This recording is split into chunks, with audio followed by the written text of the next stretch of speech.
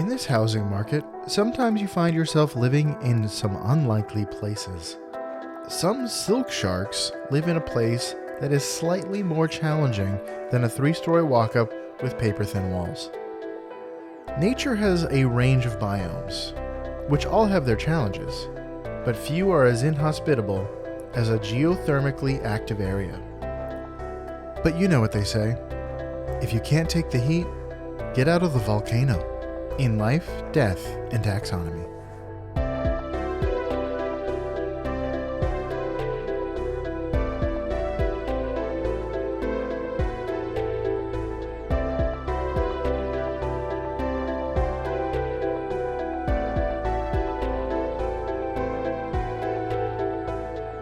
Welcome back to Life, Death, and Taxonomy. It's your 30 minutes of interesting animal information. I'm Joe.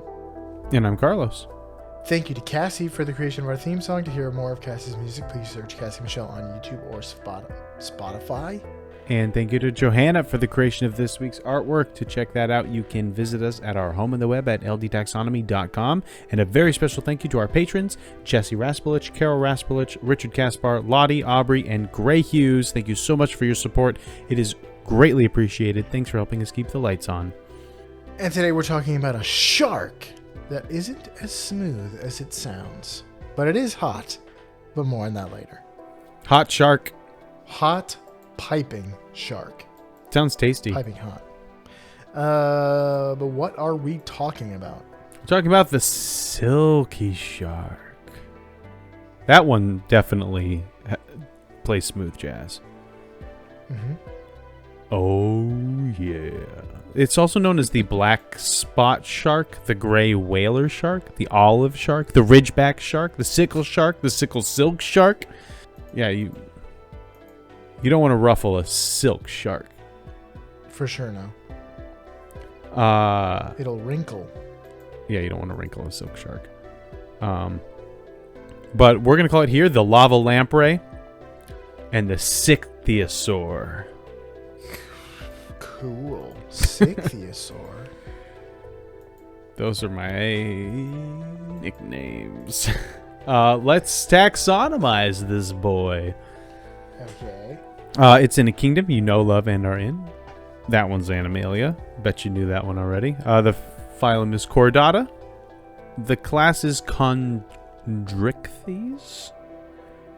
Not Actinopterygii. Even though it is a fish, it's not a bony fish. It's a cartilaginous fish. Putting it in Chondrichthyes. So sharks and skates and rays fall into this category. The order is... Here we go. See, like... now, I don't know if it's a soft CH or a hard CH. We're going to go with the soft CH. Carcharhiniformes. It's got to be Carcharhiniformes, because if it's CAR and then CHAR, they have to be different. Otherwise, why have them be different? The family is Carcharhinidae. The genus is Carcharhinus, and the species is Falciformes or Falciformes, probably Falciformes. So it's the binomial nomenclature is Carcharhinus falciformes. But since we're in the business of naming things, it's time for my favorite part of the show, nitty-gritty nomenclature. We already know that a group of sharks is called a shiver because we've done sharks before, and that's the only collective noun for it, besides maybe a school. So let's talk about what does the binomial nomenclature mean in English. This is just bringing us right back to the core of this show, which is taxonomy. What does Carcharhinus falciformis mean in English? Does it mean A, speedy, smooth raptor horn? B, sharp, sickle-shaped shark? Try saying that 5 times fast. The C, bird-like gray skin? Or D, silk skin sickle? Goodness, I didn't realize how hard this would be to say. I typed it all out. D, silk skin sickle, final answer? That is incorrect, but close to the answer because the real answer is B, sharp sickle-shaped shark. Selling seashells on the seashore. Yeah, it's actually sharp or rough or jagged, I suppose. Those are all synonyms for the karch prefix on that first word, and then rhinus is shark, and then falciformis is sickle-shaped, or in the form of a sickle. Which I've seen a sickle, and this shark ain't it. Huh. The communist shark. Oh, yeah. The hammerhead and the sickle shark. Yeah, you have a hammerhead. One is war and the other is agriculture. But yeah, you want to know what this guy looks like? I sure do. It's not like a sickle, or a communist for that matter. It looks like a typical reef shark. It has a slim, streamlined body, a smaller dorsal fin than a lot of other sharks, a long snout, long thin snout, and relatively long pectoral fins. Not like crazy long, but not like the thresher shark or anything like that. But they are they're no slouches on the pectoral fin side. They definitely work their pecs out. They are counter shaded like a lot of sharks, gray up top, white underneath. They have a large mouth full of up to 17 rows of sharp shark teeth. They also have a third set of eyelids called nictitating membranes that close over their eyes for protection. And it's a pretty big shark overall. It's no whale shark, but it's no like little baby sleeper shark. So how big is it, Joe? Let's talk about that. Let's talk. Welcome to the Love Measure Up segment, the official listener's favorite part of the show. The part of the show when we present the animal size and dimensions in relatable terms through a quiz that's fun for the whole family. It's also part of the show that's introduced by you when you send an audio of yourself saying, singing, or making shark sounds. The words measure up into ldtaxonomy@gmail.com. Sharks say chomp chomp. That's true. Because I have to have an answer for all animal sounds. And Mason's very interested in sharks, especially hammerhead sharks, and they say chomp chomp. They have to. What else are they going to say? Glub glub. We don't have a new measure up intro this week, but that means we get to hear from a shark. Oh, lots of options here. Yeah. Oh, wait. I'm going to guess. Is it Bruce? It ain't. Ah, okay. Well, maybe it's Shark Tale. You're not going to do Shark Tale again. No. No, it ain't. All right. Let's hear it. Street sharks. Okay, let's get it. I got to watch an ad first. Street sharks is a good option. And Save that for next time. You would lose me because I've never seen an episode of Street Sharks. I just had the toys. Without further ado, the listener's favorite part of the show. A customer. Okay, but you realize that the underwear business is different than the T-shirt business, is different than the sheet business. The sheet business. Here's the thing is because when people come to me, they're usually Do you know what did I is? just hear? Is that David Spade? No, that is Shark Tank. Those were the sharks. I see. I have never seen an episode of Shark Tank either. I've never seen a full episode of Shark Tank. I've just seen clips. I thought you were going to go with what's his name? Tony from West Side Story? Nope. I don't think I've ever seen West Side Story. Well, he's in a gang called the Sharks. I didn't workshop this at all. Shark Tank was the first thing I thought of. The first after laterally Finding Nemo thinking and concept. Shark Tale. Yeah. Well, you would have gotten me with Uh, the West Side Story thing as well. So let's talk about length. They're between 2.10 to 2.7 meters or 6.9 to 7 feet. okay, What a small range. what a range.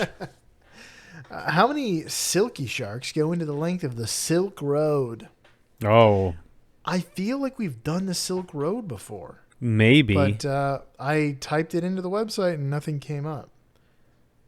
But No, here's what you a need to hint. do is go into your notes and type in, go Yeah. into your Google Docs and type in Silk Road and see if anything comes up. That's how I know if But I've all of the already notes are on the used a website. term of venery, is I'll type it in and see if it comes up on any of my notes. All right.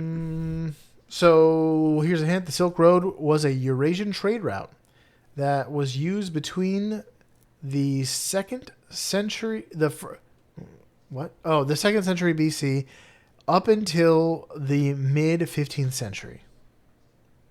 It was famously traveled by Marco Polo. And now it's just a place to buy drugs. Online. Not the actual Silk Road. I think the Silk Road is just the moniker for the online illegal drug selling community. I think I want to read Marco Polo's diary after I get finished with John Henry Patterson's.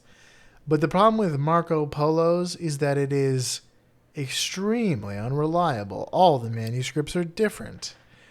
So the fun thing about reading like the journal of someone from a long time ago is feeling like you're talking to someone from the past, but how much of it is fiction? True. I'm gonna say 5.2 million sharks, silk sharks going to the Silk Road. I think the Silk Road is 7,000 miles long. Okay. How final is that answer? That answer is as final can get. Okay, hold on a second. Let me just crunch some numbers. It is The a shark, so correct answer. crunching is definitely on the table here.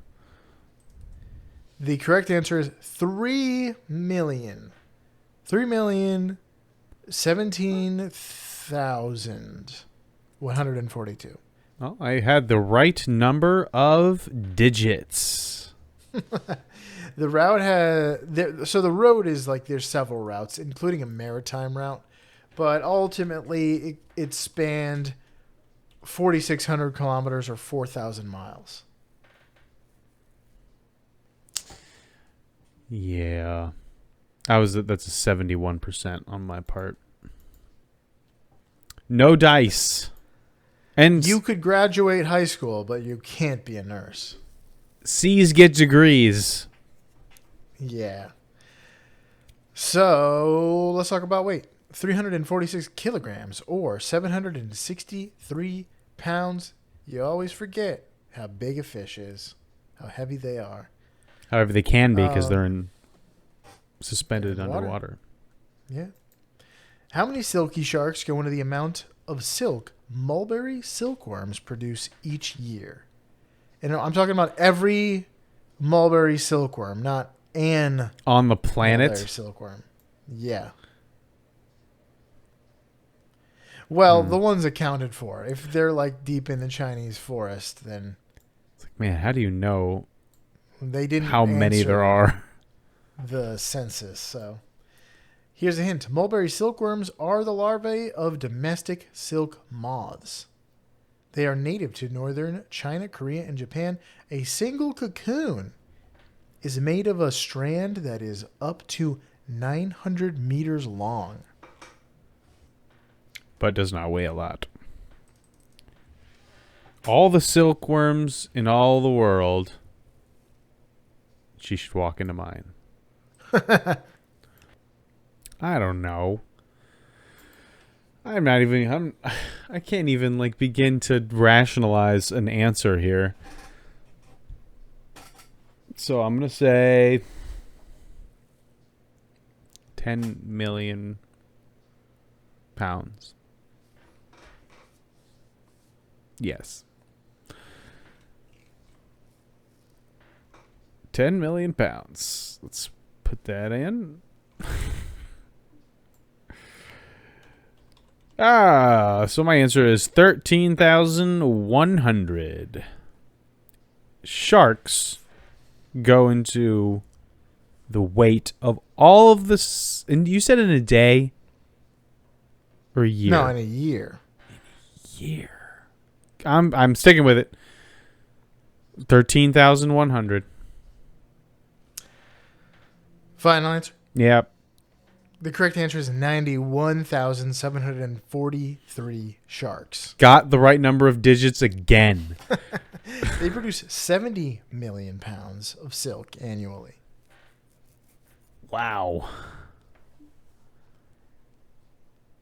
Ring around the mulberry silkworm bush. Because it's a bushel of 70 million pounds. It is a little bit weird to think that like a silk shirt or silk sheet they're made out of They pooped out by worms. bug string. Bug string, yeah. I mean, it's much more palatable to think like, oh, this like a sheep was also wearing this as a jacket. Yeah. This is a sheep's clothes. That's all it is. Yeah. I have clothes now that came from. It was essentially a hand-me-down from a sheep. It's a hand-me-down, and he can grow another shirt, and I can't. So I'm. Yeah. What- So we can share. So yeah, you wouldn't steal a car. It's like downloading. I downloaded that sheep's shirt, and now I'm wearing it. But with silk, it's like I have to wear this product of worm. A baby bug's house is what you're wearing when you're wearing a silk shirt. Yeah, if that house was like made out of spit or something. Yeah. Yeah. I mean, a I guess spit house. you just don't think too much about like what honey is. True. So, it's not this. It's definitely not the weirdest relationship we have with insects. But that's all I've got. Do you All have right. Anything big, quick before we get into something big? Something fast, you mean? Yeah. Yeah. We call it fast facts. We used to call it general info. We used to have like rank and title for this. Oh, that's right. I mean, all of it is general info from the taxonomy down, but like, yeah, it is general info, major facts. Even though general info is the major category that includes the description, measure up, and yeah, that's what I'm saying, and the taxonomy and everything. And generals outrank majors, so All right, so the silk shark lives all over the world. As long as the water is relatively warm, it prefers the open ocean and can dive out as far down as 1,600 feet in search of food. That is pretty far down.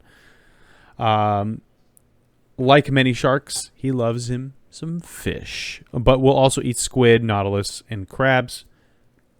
Pretty much anything small, like fish-sized, that swims also in the open ocean.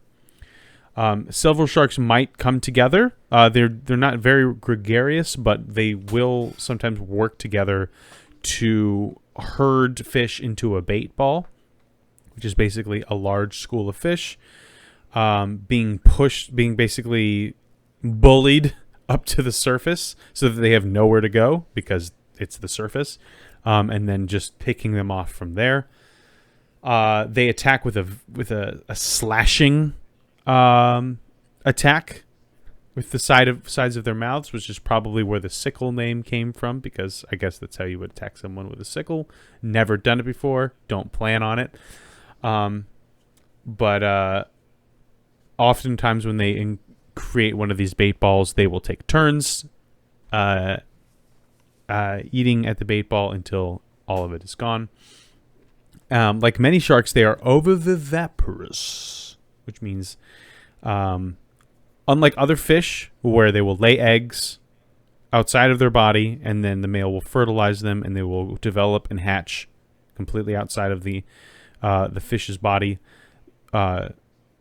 Many sharks house the embryo and the hatching happens inside of the mother's body. So it's very similar, at least ostensibly, to mammalian birth, live birth. They are actually sensitive to low frequency sounds, which they think is very similar to the sound of their prey. But they've done some extensive studies with,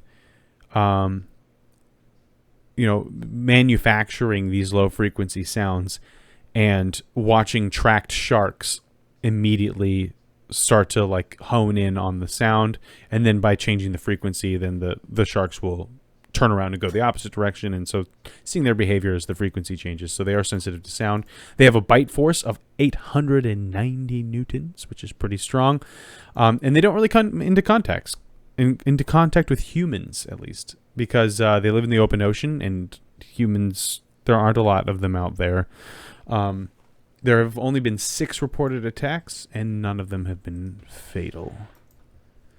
And that's all I got. So do you have anything for us, Major? Major fact? Major? Yes, Corporal. Oh, I'm just a corporal now. I thought I was I was a general in my home country.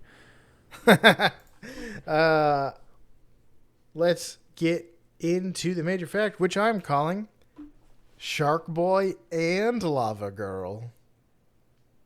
So I was on something with my lava lamprey nickname. Scientists went into a submarine volcano called Cavici near the Solomon Islands. That sounds familiar. Cavici? Ceviche. Yeah, maybe that's what I'm thinking of. Ceviche. Or Avicii, the Oh yeah. The Music Man. They were surprised.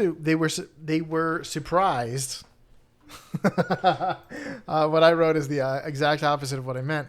I mean, they were surprised to find a thriving ecosystem living in the volcano, including large animals like the silk shark.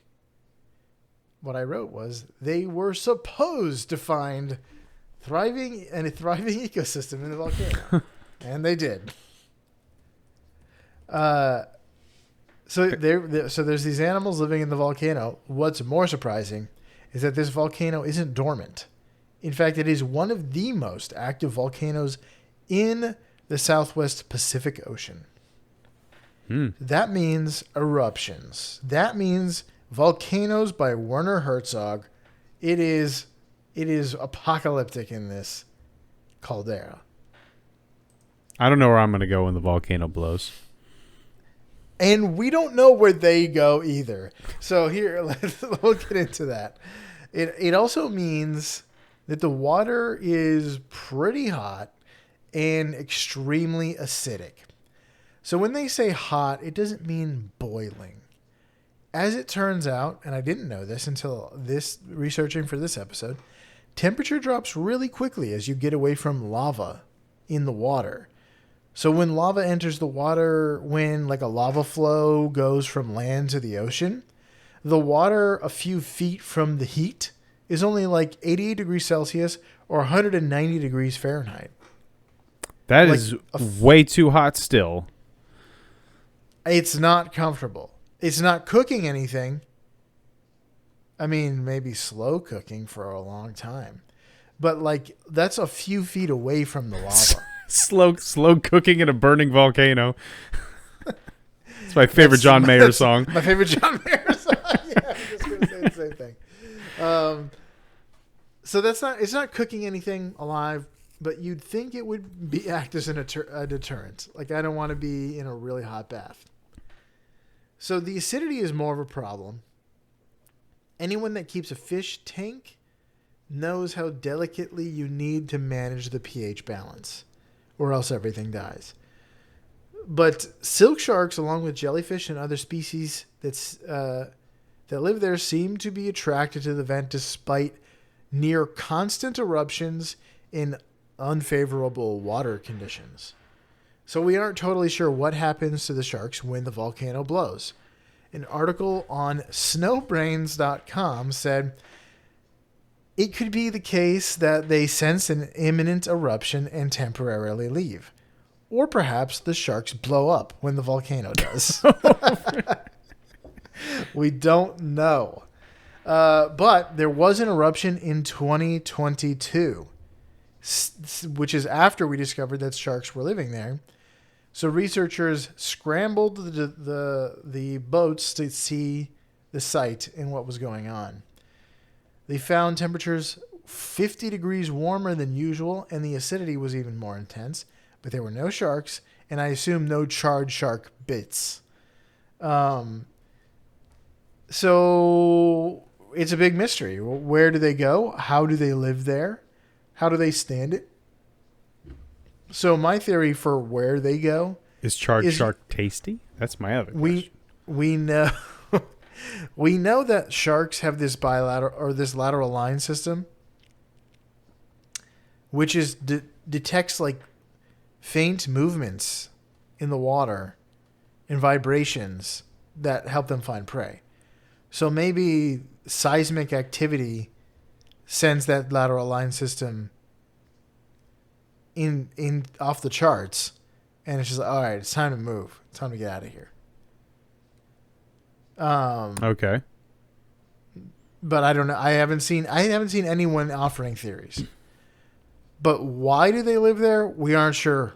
But it's possible that the volcano ecosystem is centered around animals that thrive on geothermal chemicals, sort of like those deep sea vents, where there's like a deep in the ocean, there's a thriving ecosystem that's living off of geothermic activity and chemicals that are produced by these vents. And when the vent dies, everything else dies? Uh-huh. So when these smaller things are attracted to this geothermic activity, then the bigger and the bigger and the bigger thing comes. So the sharks may be attracted to prey that thrives on volcanic activity, or prey that thrives on volcanic activity.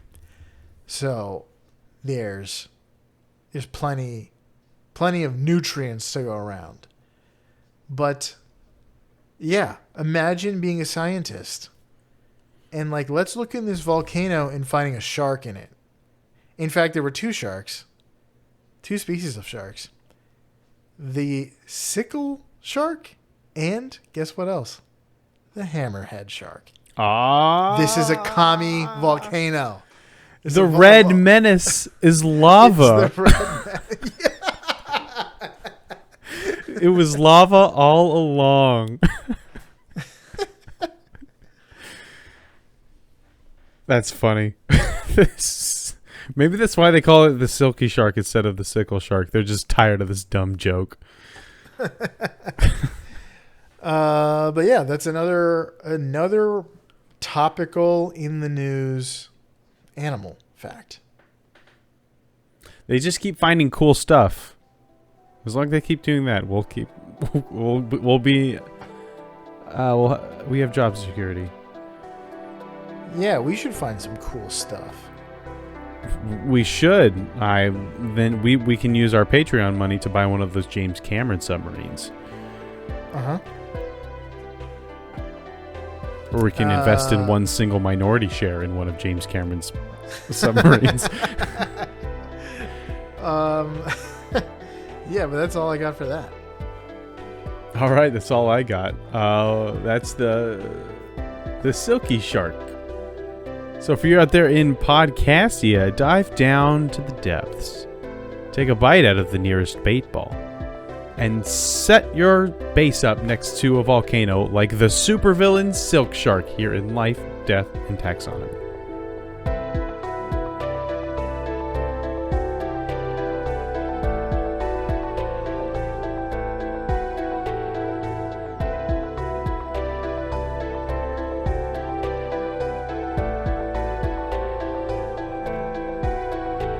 Hey Taxonomy Titans, I just want to remind you that we now have a Patreon. Patrons can see full video episodes and get shoutouts on the show. But ultimately, it's a way for you to help us cover some costs and get even better. Still, reviews are the best way to help us grow.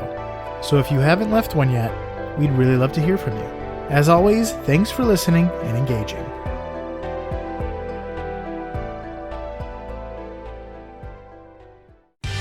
Life, Death, and Taxonomy is my favorite in the world podcast. I have never seen a Werner Herzog movie in my life, and it doesn't sound like it's